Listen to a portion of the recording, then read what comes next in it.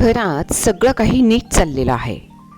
मुलं doctor, engineer, मुलगी CA वगैरे अगदी असं वेल एज्युकेटेड अशी ही फॅमिली असते. पण तरीसुद्धा त्या घरामध्ये एक बाई अशी आहे की जिला कोणी महत्त्वाचं मानत नाही. ज्या बाईने हे घर उभं करण्यासाठी स्वतःची स्वप्न बाजूला ठेवली, त्यांना शिकवलं, सेटल केलं, ती आई मात्र आजही घरातील नौकराणीसारखीच समजली जाते. मूल वेल एज्युकेटेड आहेत, पण आईशी बोलताना शब्द नाहीत. सूनबाईशी बोलताना मात्र आवाज चढतो. अशा वेळी त्या बाईच्या मनात एकच प्रश्न येतो, मी खरंच एवढीच कमी आहे का? जर तुम्हालाही तुमच्या स्वतःच्या घरात दुर्लक्षित, कमी लेखलेलं किंवा स्वतःला सतत दोषी ठरवलं जात असेल, तर हा व्हिडिओ तुम्हा सर्वांसाठी आहे. नमस्कार सख्यांनो, स्वागत आहे तुमचं वुमन्स वर्ल्ड रेसिपीज आणि स्टोरीजमध्ये. जे परके नसतात ते आपलेच असतात, हे लक्षात ठेवा. जे परके नसतात ते आपलेच असतात. टॉक्सिक नातं कसं ओळखायचं आणि टॉक्सिक नातं ओळखणं हे चुकीचं नाही, तर ते आपलं स्वतःला वाचवणं आहे. चला तर ह्या टॉक्सिक लोकांशी आपण कसं डील करायचं हे आपण बघूया. टॉक्सिक लोकांशी टॉक्सिक नाते ओळखायला तुम्ही शिकता आलं पाहिजे. पहिली पायरी म्हणजे तुमच्यासोबत जे घडतंय ना, ते खरं आहे हे मान्य करणे. जर एखादी व्यक्ती सतत तुम्हाला कमी लेखत असेल, तुमच्या निर्णयांचा आदर करत नसेल किंवा तुम्हाला सतत गिल्टी वाटायला लावत असेल, तर ते नातं टॉक्सिक आहे असं समजा. हा केवळ एक स्वभाव नसून हा एक रिपीटेड पॅटर्न असतो, जो आपल्याला कमजोर बनवतो. नंबर 2, स्वतःला दोष देऊ नका. समोरच्या व्यक्तीच्या वागण्यामागे त्याचे स्वतःचे अहंकार, इनसिक्युरिटी किंवा ईर्ष्या असू शकते. कधीकधी ते त्यांच्या स्वतःच्या आयुष्यात सुखी नसतात आणि ती कटुता आपल्यावर काढतात. लक्षात ठेवा, त्यांच्या वागण्याचं कारण काहीही असलं तरी तुम्हाला कमी लेखण्याचा अधिकार कोणालाच नाही. नंबर 3, शांतपणे प्रतिसाद द्या. पण प्रत्येक वेळी भांडूनच किंवा आपली किंमत सिद्ध होत नाही. कधीकधी शांत राहणे हा सुद्धा एक मोठा रिस्पॉन्स असतो. समोरच्याला फक्त एवढंच सांगा की तुमच्या या शब्दामुळे मी दुखवली गेली जात आहे. नंबर 4, हेल्दी बाउंड्री म्हणजे आपल्या स्वतःच्या मर्यादा सेट करा. बाउंड्री म्हणजे काय? भिंत नसून एक सुरक्षित अंतर आहे. जर कोणी तुमच्या खाजगी विषयात ऑलवेज हस्तक्षेप करत असेल ना, तर त्यांना शांतपणे सांगा की हे आमचं प्रायव्हेट मॅटर आहे आणि मला इथे डिस्कस करायचं नाही. 5, गिल्ट, अपराधीपणापासून मुक्त व्हा. आपल्या संस्कृतीत मुलींना सहन करायला शिकवलं जातं, पण सतत टॉक्सिक वागणूक सहन करणं म्हणजे स्वतःवर अन्याय करणं आहे.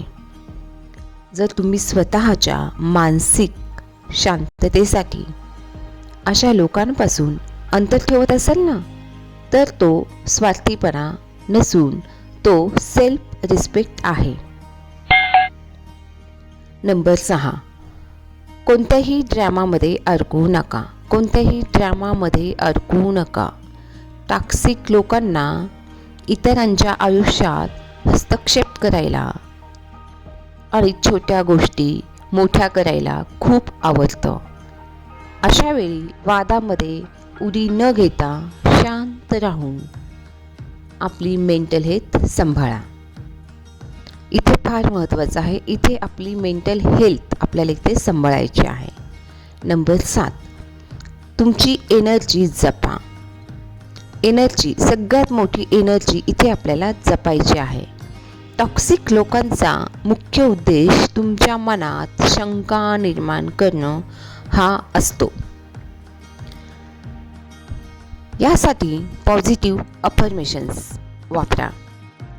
यासाठी पॉझिटिव्ह अफर्मेशन्स दिवसभर वापरा आणि दिवसभरात तुम्ही केलेल्या चांगल्या गोष्टींची किंवा छोट्या यशाची अशी नोंद करून ठेवा. नंबर 9, अंतर ठेवा. जिथे तुम्हाला मुद्दाम कमी लेखलं जात आहे तिथून शांतपणे उठून निघून जा. रक्ताच्या नात्यातही पूर्ण कॉन्टॅक्ट तोडणं कठीण असलं तरी मर्यादित इंटरॅक्शन ठेवून स्वतःची शांतता जपा. नंबर 10, सपोर्ट सिस्टीम तयार करा. मग ही सपोर्ट सिस्टीम म्हणजे काय, तर पॉझिटिव्ह लोकांचं सर्कल तयार करा जे तुम्हाला पुढे जायला मदत करतील, हेल्प करतील. एखादी जजमेंट न करणारी मैत्रीण ठेवा किंवा स्वतःची बहीण असू द्या किंवा गरज पडल्यास एखाद्या प्रोफेशनल काउन्सिलरची गरज घ्या किंवा त्याची मदत घ्या.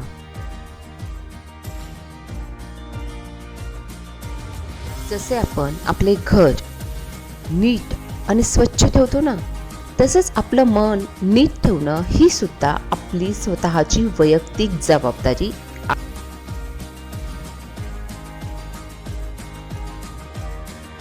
जर तुम्ही इथपर्यंत ऐकताना तुम्हाला असं वाटत असेल की ही गोष्ट माझ्या आयुष्याशी निगडीत आहे, तर हा व्हिडिओ त्या प्रत्येक बाईपर्यंत पोहोचवा जिला आज तुमच्या शब्दांची गरज आहे. आज जे सगळं मी सांगत आहे ना, ते 40 नंतरचं सत्य आहे आणि हे अनुभवातून आलेलं आपलं एक समाधान.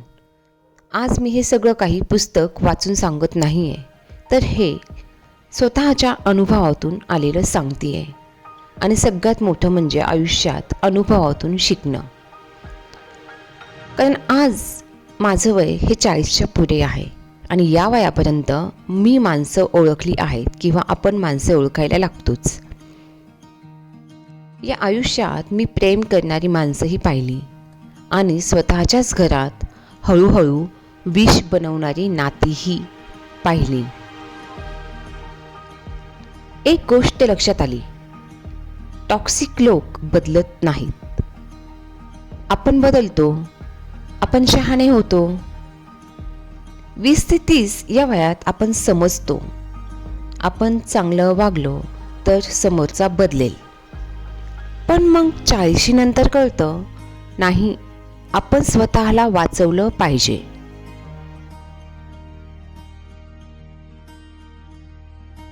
खरं तर 40+ या एजमध्ये ना, टॉक्सिक लोकांपासून वाचण्याचं खऱ्या अर्थाचं सोल्युशन म्हणजे काय माहिती आहे? आपल्याला ह्या वयात भांडण नको असतं, कोणताही पुरावा नको असतो आणि कोणाचं समजावून सांगणंही आपल्याला नको असतं. या वयात फक्त मनाची शांतता सगळ्यांना हवी असते. मग म्हणूनच ह्याला इथे सोल्युशन एकच आहे, स्वतःच्या प्रतिक्रिया कमी करा, दुसऱ्यांकडून अपेक्षा कमी करा, स्वतःवर फोकस करा, स्वतःवरचं लक्ष वाढवा. ज्याला तुमची किंमत कळत नाही त्याला समजवण्यातच तुमचं आयुष्य ते घालवू नका. इथे मी तुम्हाला एक रिअल स्टोरी सांगणार आहे. ही रिअल स्टोरी म्हणजे एक रिअल इस्टेट बिझनेस वुमनची आणि ही अगदी खरीखुरी घडलेली गोष्ट आहे. एक बाई होती, तिचं नाव मीना. वय साधारण तिचं 42 ते 43 या आसपास असेल. घरात नवरा होता, 2 मोठी मुलं होती. पण घरात तिचं अस्तित्व फक्त काम करणारी बाई एवढंच होतं. नवऱ्याचा व्यवसाय चालत नव्हता, पण त्याचा अहंकार मात्र खूप मोठा होता. ती बाई हळूहळू रिअल इस्टेटमध्ये काम शिकली. कोणीही तिला शिकवलं नाही. तिने फक्त पाहिलं, ऐकलं आणि त्या गोष्टी समजावून घेतल्यात. पहिल्यांदा एक छोटासा डील केला, सौदा केला, तर घरात कुणी तिचं कौतुक केलं नाही. उलट म्हणाले, बाई असून हे काय काम करत आहेस तू? अगं आधी घर सांभाळ ना आधी. पण तिनं एक गोष्ट केली, ती शांत झाली. तिने भांडण नाही केलं, समजावून नाही सांगितलं, फक्त आणि फक्त काम करत राहिली. आज ती स्वतःचे फ्लॅट्स डील करते. नवऱ्याचं मत विचारलं जात नाही. मुलं तिला आदराने ऐकतात. पण लक्षात ठेवा, तिचा नवरा सुद्धा तिचं मत आता विचारतोय. मग हे सगळं कोणी तिला दिलं नाहीये, तर हे तिनं स्वतः क्रिएट केलेलं आहे, स्वतःच घेतलं आहे. या कथेतून काय शिकायला मिळतं, तर तिनं कोणाशी युद्ध केलं नाही, कोणाशी भांडणं करत बसली नाही, तिनं कोणाला बदलायचा हट्टसुद्धा केला नाही. तिनं स्वतःला मजबूत केलं. तिने स्वतःला इतकं स्ट्रॉंग बनवलं की हजारो लोक माझ्या अपोजिट उभे राहिले तरी मला काहीतरी करायचं आहे. आणि तिने हे काही वर्षांमध्ये करून दाखवलं. आणि मग हेच एक दिवस टॉक्सिक लोक या गोष्टी तुम्हाला उपयोगाच्या वाटत असतील तर वुमन्स वर्ल्ड रेसिपीज आणि स्टोरीजला सबस्क्राईब, शेअर करा.